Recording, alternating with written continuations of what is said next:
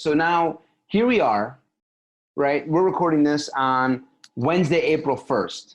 All right. So we're smack dab in the middle of the pandemic, probably not even at its worst.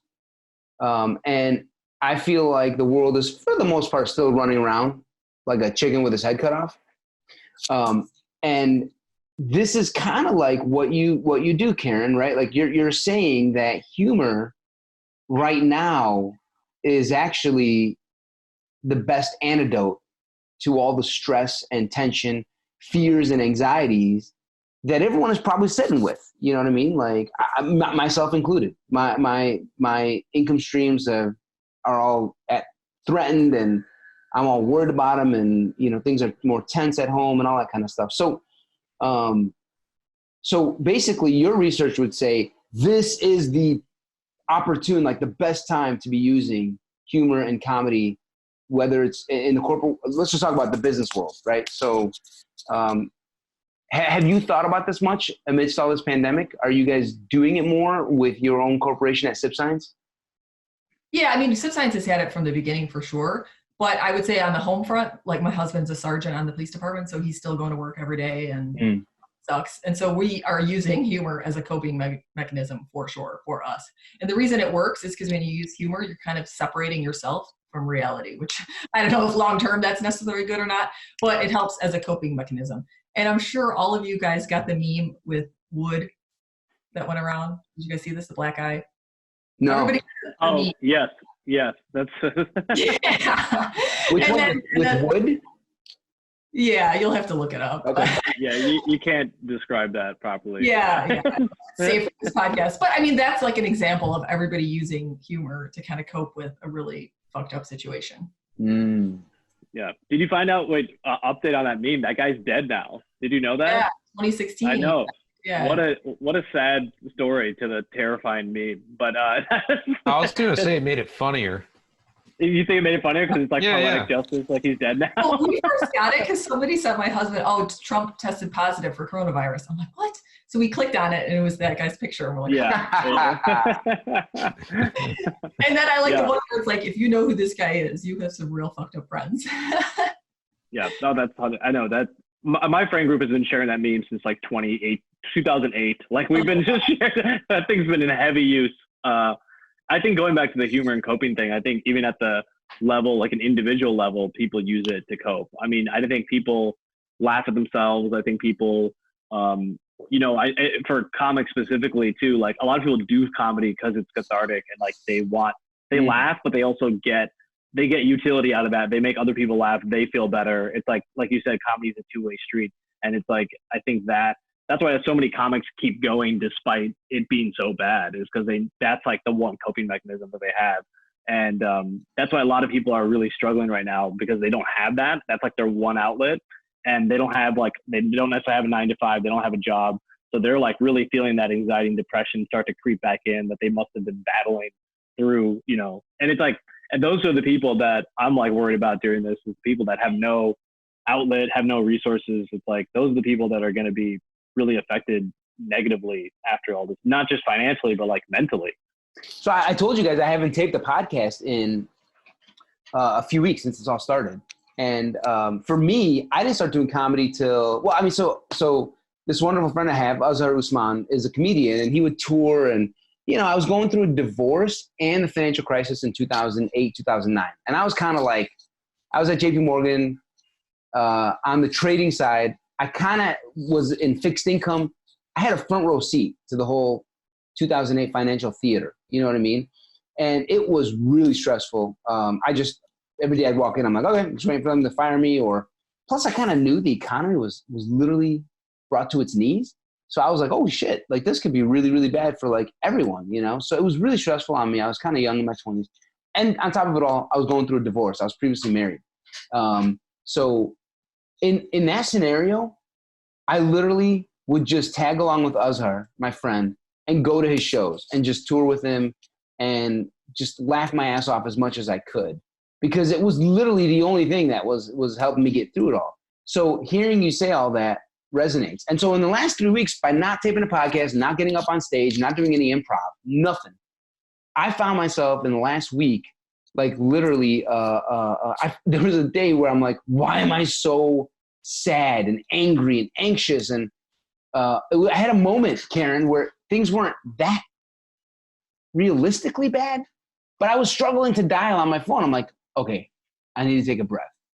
I stopped, I prayed, I meditated, and I was like, you know what? I think it's because I haven't done any comedy or taped any podcasts. I think that I need to just, I think that's just a reality of how I'm built or who I am is it's an opportunity for me to let it all hang out in a way, is get on stage or talking to people and trying to make light of a situation. So that totally resonates with me personally, just in the past few weeks and not taping anything or not doing anything. So, energy. I mean, and like you're saying, you want that feedback from the crowd, but it's just about positive energy too. I mean, think about it. When people are super negative, or you've got that friend who's always like victim, woe is me, who the hell wants to be around that? So in this time, you want to be around that good, positive energy. At least that's sort of the metaphysical things that I believe in. Yeah, no, that resonates for me too. That was my experience. And so, yeah, I think Vic, you're right. I think that, anyone who is used to doing comedy or using that as a tool for themselves, is probably or potentially suffering because they're not. I've been, I am. Yeah. It's funny because like you mentioned energy and like that whole thing. Like before I started doing comedy, like I was like a finance numbers person. So like all these like kind of intangible things that happen with humor, I was kind of unaware to them, and also just didn't really believe in them. I didn't put any faith in them. But then I realized like the more I do comedy, I feel like the less it's so important how important like relationships are and humor is in everything.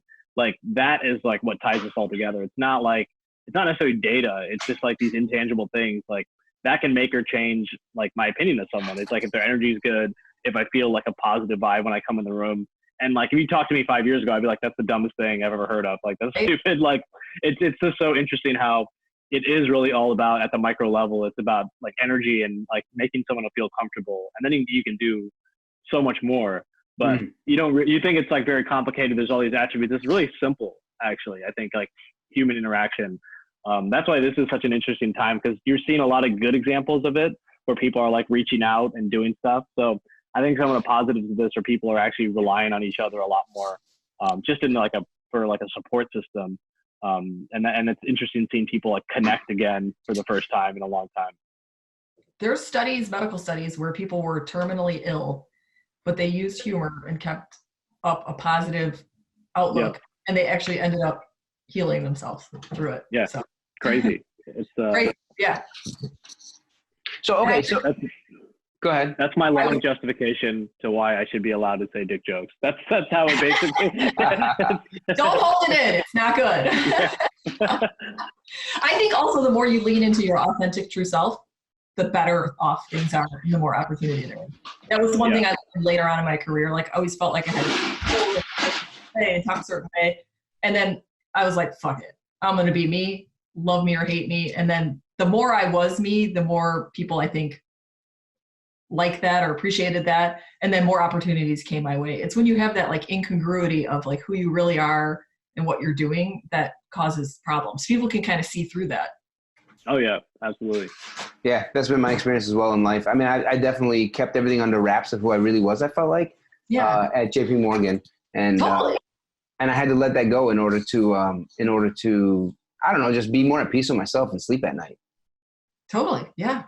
Yes. Yeah. PwC was one of the worst places I ever worked. 2 years. Yeah.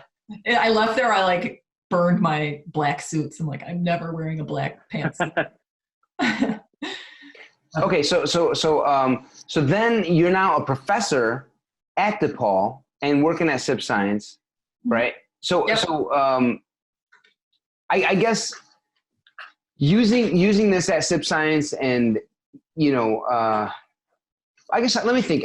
I'm just to extend the thought we're having right now around using humor to kind of like move things forward, positive energy to move things forward and to get through, quote unquote, get through things. I mean, from what I'm understanding, this pandemic could be a longer term thing. Like we may not get a vaccine till next year, so on and so forth. we may have social distancing happen for the next month or so. And then we can go back to work briefly, maybe at like half staff is what I'm reading and learning. And then, when fall comes back, we may have to go back to social distancing. And it could be this kind of like accordion reality for up to 18 months is what I've been learning, studying, and reading. So like at some level, I wonder like how almost like what's the end game? And maybe I'm getting too ahead of myself, but maybe there is no end game in a sense. Maybe it's like continuing to work off of each other and each person kind of takes the baton and runs that race. Whoever has that kind of positive energy that day to bring it to the company or to the family or whatever, that's kind of what I'm starting to envision as I think about, holy shit, we could be in this for the long haul. I don't know. Does that bring up anything for any of you guys, especially you, Karen, who's kind of studied what humor can do? Well, I think innovation is so critical right now. And so the humor leads to creativity leads to innovation. And I think that's so important. And the humor helps people be open to new ideas. So new ideas are often rejected at first pass. And so I think this is a time where we need some creativity and new ideas. And so the humor can certainly help with that on the innovation side. And that's what you teach is creativity, innovation at DePaul? Yes. Yeah. So I have a graduate class right now, creativity, innovation, and design thinking in business. And I bring in comedians from Second City to do an improv class because I'll have like a finance person and a compliance person and a lawyer and a marketing person, and they've never experienced anything like improv in their lives. And so that's part of the creative journey is being open to new ideas, building upon the ideas of others, not rejecting ridiculous ideas. Are you currently is class in session like this term for you? It is, yeah. So within 2 weeks, I had to convert everything from in-person to online. And all right, are you at all tweaking any of your teaching materials to reflect the pandemic, or do they just basically apply perfectly to what? Oh gosh, no, I mean, so we have an ongoing open idea journal around coronavirus, but my class, I mean, I pride myself on making it a really fun, interactive, edutaining class. And so to make that into an online format was really difficult because I want the students to have the same experience. I want them to learn the same things and I want them to like experience even hands-on the same types of things that they would in class. And so I had to transition everything from how it was before to online. But we are going to do an online improv class, so I'm kind of excited about that to see. Whoa, that'll be yeah. Okay, but now what about like, I guess like what you teach them, the curriculum, that what you used previously can mostly be used now. Obviously, it needs to be a different mode, yeah. Retrofitted for Zoom or the internet, right? But the content and stuff, the books you're using, all the textbooks and all that stuff is all the same. The ideas are all the same. Because I mean, what you said earlier was this is the point I'm trying to get at. Why do you believe creativity and innovation are going to be more valued given the pandemic and the situation we're in? Let's assume it's an 18-month thing where we're social distancing in an accordion style. Why would creativity and innovation be more valued than other types of business skills? Yeah, I'll say a couple things about that. Well, first, what was possible 2 months ago is probably now possible this time around. So things have totally flipped on its head as far as what's possible and what's not possible.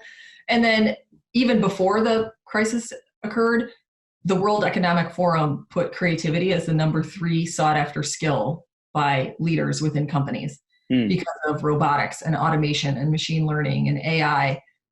All of those rote tasks that people can do, even math to some degree, is less sought after than the creative and critical thinking skills. So I think those skills are going to be really, really important. And then with everything that's going on, obviously, nothing's going to be the same. Vic spoke to it on how stand-up, maybe there's some disruption there around stand-up being online from now on. I mean, even education, I could see a lot of colleges and universities going to more online. It's a little more efficient. It's a little more economical. And, there were people that were hanging on to that. And now we all were forced to do it in a short amount of time. And so I don't know that everybody's going to go back to the way it was before. Do you remember by chance what number 1 and number 2 were according to the World Economic Forum before creativity? I think it's critical thinking and I could look it up. It's World Economic Forum though, and it was the top sought after skills for 2020, and creativity was number 3. And then I think 5 or 10 years ago, creativity was number 10. So it's moved up. Wow, that's fascinating. Okay, yeah, I would exactly. When you said math or math skills or quantitative was no longer top, whatever that. I mean, I guess I'm not surprised by that, but part of me is surprised by that. Yeah, I mean, because it's something that can, I don't want to say be easily taught, but it's the same every time to some degree. You're learning the formulas, the algorithms, the process. Creativity is totally different. Kind of anything goes. I mean, if you look at Google, they have a patent for human flypaper, where if an autonomous vehicle is driving and it strikes a pedestrian, it cracks like an eggshell and a person sticks to it so they don't go flying off the vehicle. Wait. What cracks like an eggshell? The car? The coating that's on the vehicle, the flypaper that Google has a patent for. I mean, that's totally a ridiculous idea. Wow. But in 5 years, it may not be so ridiculous. Can you just explain it one more time? So an autonomous vehicle is driving and it hits a pedestrian? Yeah, so Google, it's human flypaper. It's a coating that goes on the hood of a vehicle. Mm-hmm. And if it's a vehicle's driving and strikes a pedestrian, instead of the pedestrian going flying, the pedestrian sticks to the hood of the vehicle. It cracks like an eggshell, and the pedestrian sticks to the hood of the vehicle. It sounds totally ridiculous. You almost need somebody with your skills to come up with something that ridiculous. Yeah, but like you said, that's like 5 years down the road. That could be everyone's driving autonomous. Yeah, or everyone, it might not all be the so vehicles are autonomous. Yeah. You're like, let me get some of that flypaper, some of that human flypaper. We thought memes are good now. They're about to get way better with this human flypaper. Yeah, or think of like products like the Snuggie. It's ridiculous, but it probably made millions of dollars. Yeah, that's the thing. You just got to have, and going back to what you were saying about like the difference, it's like a soft skill versus like a hard skill. Like creativity is not something that you can take a class on. Like it just develops as you, and if you're allowed to be creative, I think it's like you can probably have a better generation amount of it. But there's so many companies that are realizing like, oh, we got no one creative on our team. Like they need these type of people. And then more and more of them are pushing for roles like that. I mean, that's what at startups, they don't necessarily hire like your background doesn't need to be an exact fit, but they hire people with like aptitude and kind of creativity to kind of get there. Cause they know that the utility, that person can learn the job, but the creativity piece is hard to kind of teach. Like that just comes inert. So they'll take someone with creativity over, the background necessarily that they want. Or Vic, it's a muscle that's developed over time. So I'm curious to hear how cause I mean, right, Vic, like, when I started doing stand-up or improv, holy shit, was it hard? Like you said, man, it's just like, it was almost psychotic what you're doing. It's so difficult to get the creative engine, firing on all cylinders. But Karen, like you teach a class, this is a great point. So you teach a class on creativity and innovation, but the truth is, there's a reason why many corporations don't have many creative people. It's imagination in some ways is dead. It's not, and you're saying, no, imagination or creativity is being valued more now. Isn't that something that needs to be developed? That's why you're bringing in the Second City people, right? Like, how do you teach, DePaul grad students, business students to build that muscle? Or am I thinking about it wrong? No, that's exactly right. So research shows that your creative self-efficacy, which is essentially your creative confidence, can be built up over time through training interventions. So if I every quarter went and took a Second City class, at the start of the year compared to the end of the year, I'm going to have more creative confidence. And then once I have more creative confidence, my innovation behavior is also going to be increased. So the more confident you feel in your ideas, the more innovation that's going to happen, which it's kind of like a duh, which is a lot of science. Like it just proves things you kind of already know. But it's important, I think, for businesses because a lot of leaders get up and say, we must innovate. Like it's so important, innovation. And then the employees are like, well, how do I do it? I get it. Of course I want to innovate, but you got to show me how. You got to give me this. And ideas like jokes are very fragile, right? If you aren't confident in your creativity and you present an idea and you're worried about judgment, it's going to be very difficult. So that's why you want to build up someone's confidence. Because I'm sure when you first started telling jokes, Vic, it was like, oh, I don't even want anybody to hear it. And now you're more confident and you're like, yes, I want everybody to hear it. So the same with that. Absolutely. Have you heard of IDEO? Yeah, study a lot of IDEO. Yes, absolutely. So they what are they? They're an innovation school at Stanford. Is my understanding correct? IDEO is actually a company that does product development, but it was formulated out of the folks at Stanford, the Tom and David Kelly. Tom and David Kelly, right. I've read this book before. It was fantastic. Yeah, fantastic. I love it. It's fascinating. Because you use the word creative confidence, and that really had an impact on my ability to be creative. So that's kind of, would you say that's is that one of the textbooks you teach out of, or is that kind of what you're trying to teach?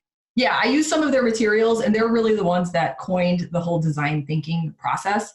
So I absolutely teach from their stuff. I don't use their textbooks. I have just 2 paperback books, and then it's a lot of like hands-on workshop-y type stuff for my class, but absolutely use a lot of their principles and techniques and all of that. They're awesome. Yeah. So I remember one of the biggest things that I've never let go of, and I use it. John, what's up? You got a pirate eye going there? What's going on? Arr. No, it's just I don't have an ass, so when I slouch down, it's just my pelvis against the seat. So, yeah. All right. So, yeah. At least you don't have a flat nose. Flat ass you can live with. Yeah. All right. So, IDEO. So yeah, one of the biggest things I walked away with, Karen, from reading that book was, it is okay to be cozy with your team. Like it is okay to open up, be vulnerable with your team at times. Like the old corporate, adage of, no politics, no religion, don't discuss any of that. Don't open up with, keep things really sterile in the office. They kind of threw that out the window, and that really stuck with me for a long time. And I try, and I don't do it very successfully, but I'm working on it. In the small business that I operate here, I try and practice that. Is that something you talk about as well in some of your classes? Yeah. So, and we also talk a lot about empathy and being empathetic to your end user. So that's why Motorola, we went and did the police training classes so that you can understand the thoughts and feelings of others and the end user. And I'll say on the vulnerability piece, I'm working on that too. I don't know what it is, if it's like the Midwestern upbringing, or I'm German or Catholic, or what it is, but I am not good at vulnerability. Like I was raised to not show any sort of vulnerability, like any sort of weakness. I don't know what it is. So I'm working on that. Oh, we can practice right here. You can go ahead and cry in front of us right now. No, I don't have tear ducts. I say that all the time. Like I've seen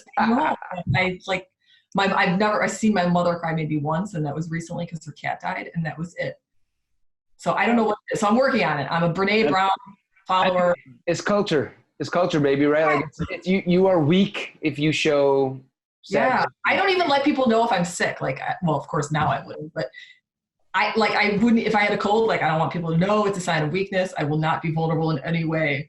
I don't know what it is. Yeah. No, I think it's culture. I think that's a thing with comedy too. When you start comedy, a lot of your jokes aren't vulnerable. They're coming from a topical place. It's like what you think is going to be funny. And then you realize the more you do comedy, you're like, oh, people want to hear about the empathy and the vulnerable stuff I have, but I'm scared to share it because I don't want to share like who I really am. Because then if they don't laugh at this, that means like I'm as a person not funny. Like it's not just like this idea is funny. It's I don't know how you do it. Yeah, it's me and my core is not funny. But then those bits are what people really relate to. And it goes the same in the workplace, like the empathy angle. If the boss is empathetic and they say something, it's like, oh, this is still like we can all relate to this person. It's also about relatability, but it's like it's very hard. It's easy to say that, and if you know what the right answer is, but to execute it is a totally different thing. My favorite joke, which I didn't think would hit so hard, I thought it was kind of I thought it was a little hack, but it turned out to be one of my favorite jokes that I use now. Is about my wife and I, and it goes. I'll give it to you guys. It goes like this, and I say to the audience, hey guys, so I just celebrated 5 years with my wife. And they're all like, woo, yeah, wow. Especially the married people, because they're like, holy shit, yeah, 5 years, that's hard. Marriage is hard, And so we connect for a moment about like, yeah, we're all in this together about marriage, And then I go, so on our anniversary dinner, I asked my wife, baby, if I die first, would you remarry? And she says to me, yes, come in. Sorry, guys, hang on 1 second. Hey, what's up, Lauren?